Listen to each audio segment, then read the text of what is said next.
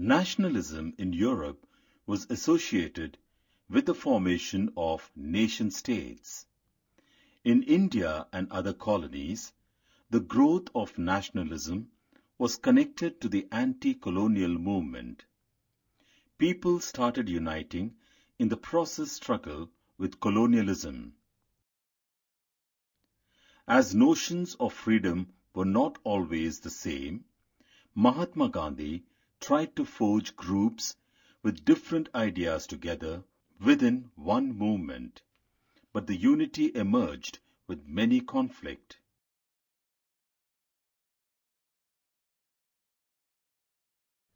World War I created a new economic and political situation.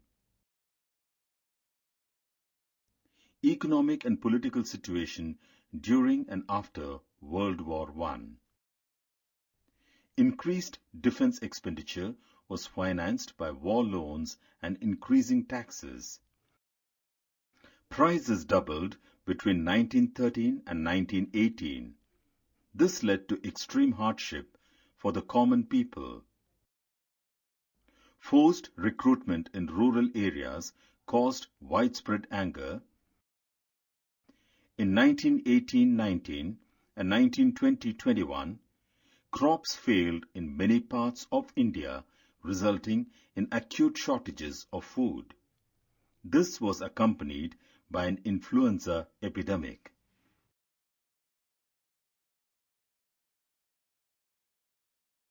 The idea of Satyagraha. With the end of the war, hardship of people did not end. At this stage, Mahatma Gandhi returned from South Africa to India in January 1915.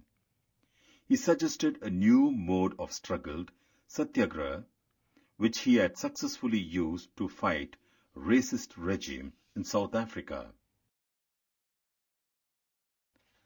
Satyagraha suggests that if the cause was true and for injustice, then a Satyagrahi could win the battle through non-violence by appealing to the conscience of the oppressor. People, including the oppressors, had to be persuaded to see the truth, instead of being forced to accept truth through the use of violence. After arriving in India, Mahatma Gandhi successfully organized Satyagraha movements in various places. In 1916, Mahatma Gandhi travelled to Champaran in Bihar to inspire the peasants to struggle against the oppressive plantation system. In 1917, he organized a Satyagraha to support the peasants of the Kheda district of Gujarat. Affected by crop failure and a plague epidemic, the peasants of Kheda could not pay the revenue and were demanding that revenue collection be relaxed. In 1918, Mahatma Gandhi went to Ahmedabad to organize a Satyagraha movement amongst cotton mill workers.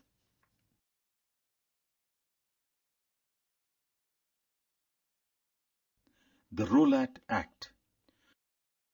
In 1919, Gandhiji launched a nationwide Satyagraha against Rowlatt Act 1919, which gave the government enormous powers to repress political activities and allowed detention of political prisoners without trial for 2 years.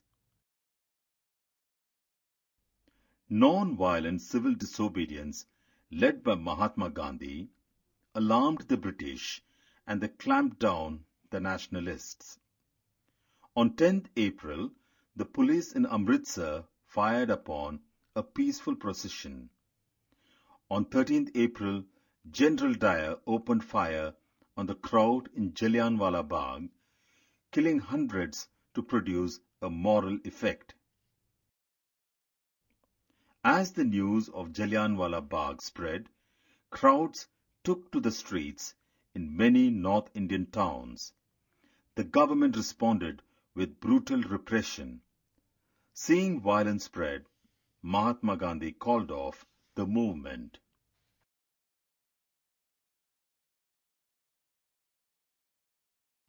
Khilafat. The role at Satyagraha was limited to cities and towns. In order to broad-base the movement and also get Hindus and Muslims together on a single platform, Gandhiji started a non-cooperation movement in support of Khilafat as well as for Swaraj.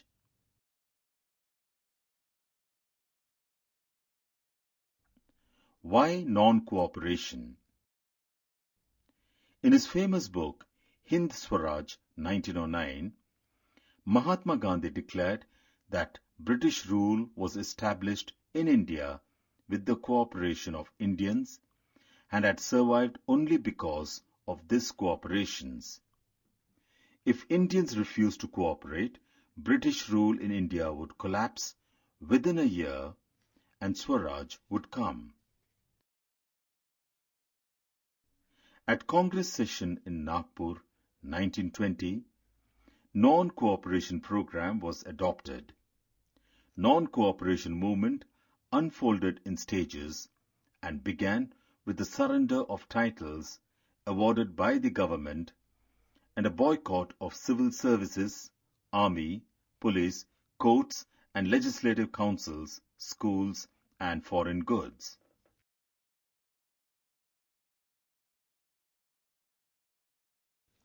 The non-cooperation Khilafat movement began in January 1921.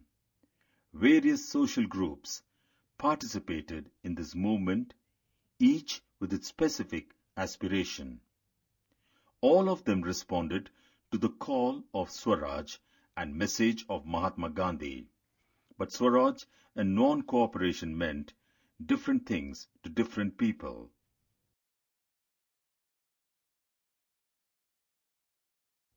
The movement in the towns. In towns, students left government schools and colleges, headmasters and teachers resigned, and lawyers gave up their legal practices. Foreign goods were boycotted, liquor shops picketed, and foreign cloth burnt in huge bonfires. People wore only Indian clothes, production of Indian textile mills and handlooms went up. Picket is a form of demonstration or protest by which people block the entrance to a shop, factory or office. The council elections were boycotted in most provinces except Madras, where the Justice Party, the party of the non-Brahmins, felt that entering the council was one way of gaining some power, something that usually only Brahmins had access to. Foreign goods boycott slowed down as khadi was more expensive than mill cloth and poor people could not afford to buy it.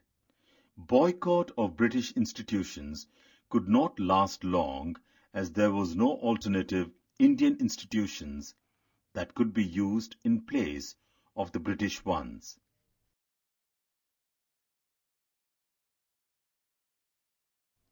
Peasant movement in Oudh. From the cities, the non-cooperation movement spread to the countryside where peasants and tribals joined the struggle.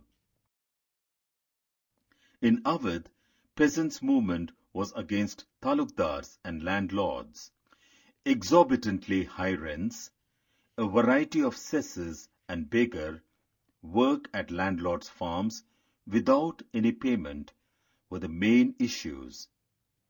In many places, Nai Dhobi Bands were organized by panchayats to deprive landlords of the services of barbers and washermen.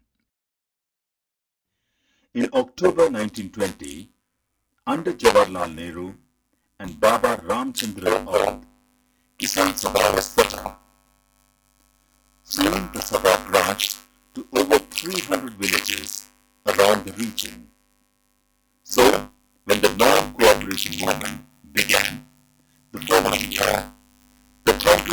to integrate the other peasant struggle into the wider struggle.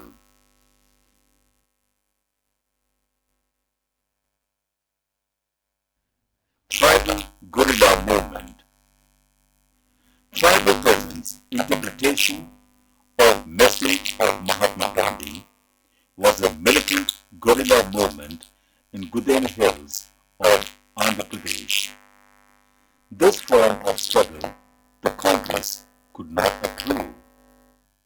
Colonial government laws denied traditional rights and affected the livelihoods of the tribals. Hill people revolted under the leadership of Alluri Sitaram Raju on being forced to contribute beggar for road building. Raju was inspired by Gandhiji and persuaded people to wear khadi and give up drinking. The Gudem rebels thought that India could be liberated only by the use of force, so they attacked police stations and carried on guerrilla war. Raju was captured and executed in 1924.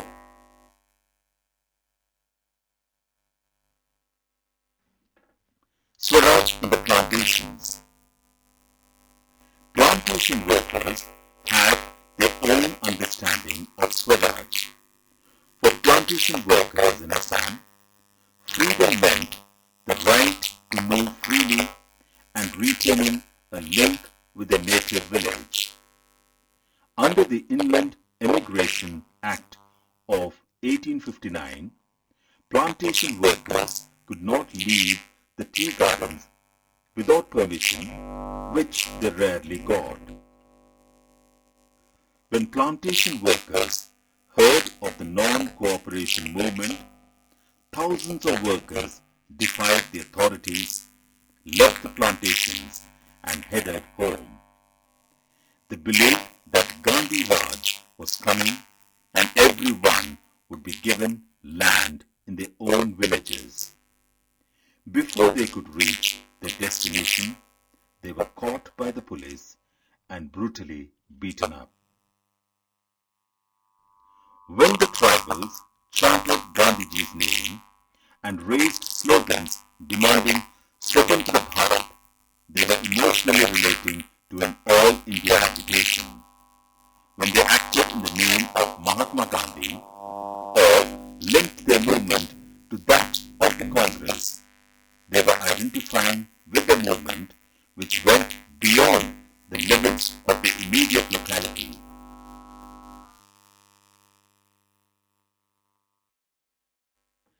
At Chauri Chaura in Gorakhpur, a peaceful demonstration in a bazaar turned into a violent clash with the police. Hearing the violence, Mahatma Gandhi called a halt to the non-cooperation movement, as he felt the Satyagrahis needed to be properly trained before they would be ready for mass struggles. C.R. Das and Motilal Nehru formed the Swaraj Party within the Congress to argue for a return to conflict politics so that they could oppose British policies within the councils. But younger leaders like Jawaharlal Nehru and Subhash Chandra Bose pressed for more radical mass agitation and for full independence. The internal debate and dissension within Congress was affected by worldwide economic depression and Simon Commission. All parties protested against the Simon Commission set up by British government. In October 1929, Viceroy Lord Irwin announced Dominion status for India in December 1929 under the presidency of Jawaharlal Nehru. The Lahore Congress demanded Purna Swaraj or full independence for India. This marked the beginning of the civil disobedience movement. People were now asked not only to refuse cooperation with the British as they had done in 1921-22, but also to break colonial laws.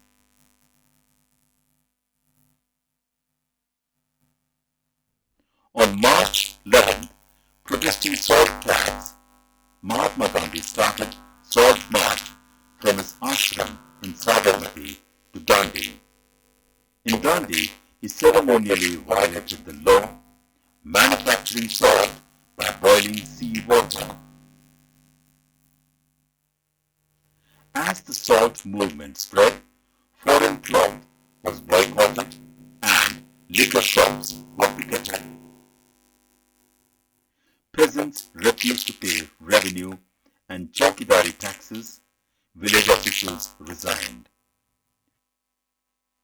In many places, forest people violated forest laws, going into reserve forests to collect wood and graze cattle. In response to civil disobedience, the colonial government began arresting leaders. This led to violent clashes in many places.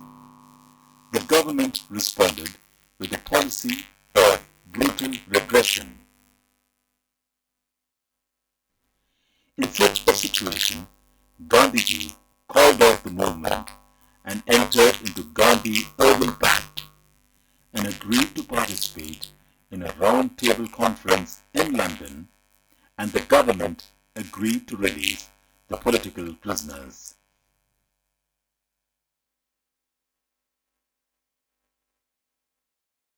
How participants saw the movement. Rich peasant communities like the Patidars of Gujarat and the Jats of Uttar Pradesh became supporters of the civil disobedience movement as they were hard hit by the trade depression and falling prices and wanted the government to reduce the revenue. For them, the fight for Swaraj was a struggle against high revenues. The poor peasants cultivated land rented from landlords. Due to depression, cash incomes dwindled, so they wanted the unpaid rent to the landlord to be remitted. They joined radical movements led by socialists and communists. As this issue could upset the rich peasants and landlords, the Congress was unwilling to support no-rent campaigns. As Indian merchants and industrialists, in order to organize business interests, formed the Indian Industrial and Commercial Congress in 1920 and the Federation of the Indian Chamber of Commerce and Industries FICCI in 1927.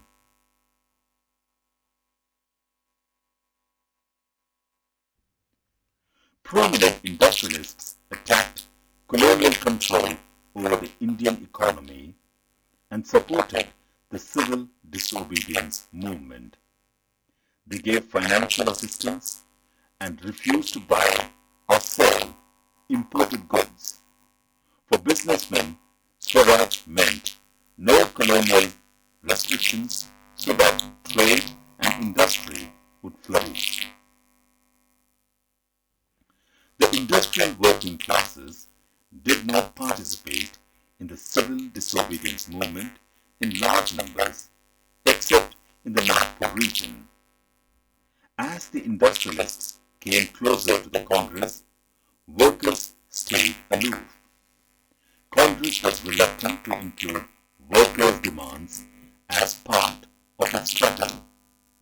It felt that this would alienate industrialists and divide the anti-imperial forces.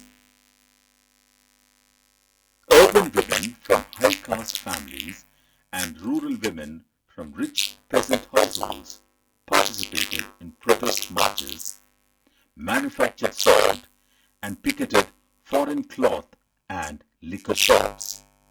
Many went to jail. However, Congress was reluctant to allow women to hold any position of authority within the organization. It was keen only on their symbolic presence.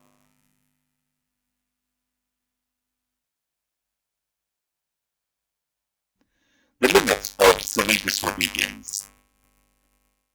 Not all social groups were moved by the abstract concept of Swaraj. Dalit participation in the civil disobedience movement was limited. The Dalit leaders were keen on a different political solution to the problems of the community. They demanded reserved seats in educational institutions and a separate electorate. There was a lukewarm in their response to the civil disobedience, as Muslim political organizations in India felt alienated from the Congress after the decline of the non-cooperation Khilafat movement.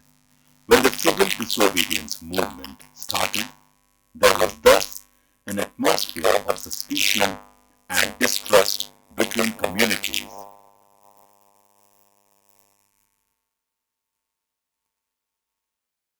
Nationalism spreads when people believe that they are all part of the same nation, when they discover some unity that binds them together.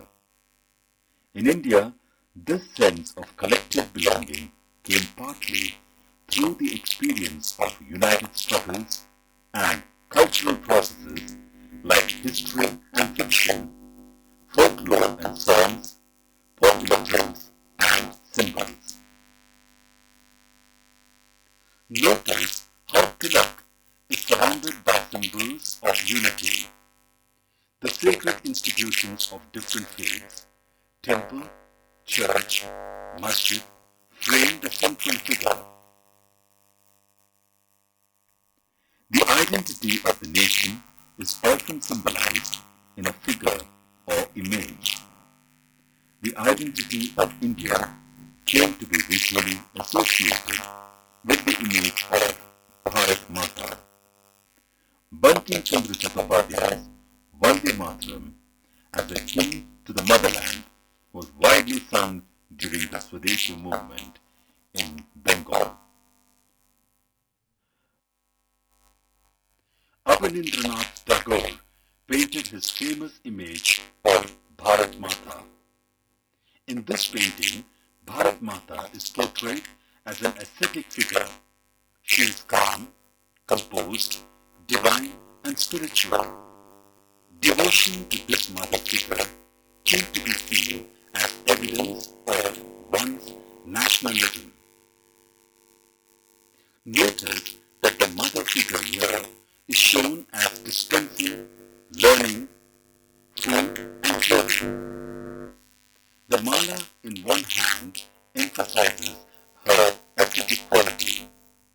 Abanindranath Tagore, like Ravi Verma before him, tried to develop a style of painting that could be seen as truly Indian.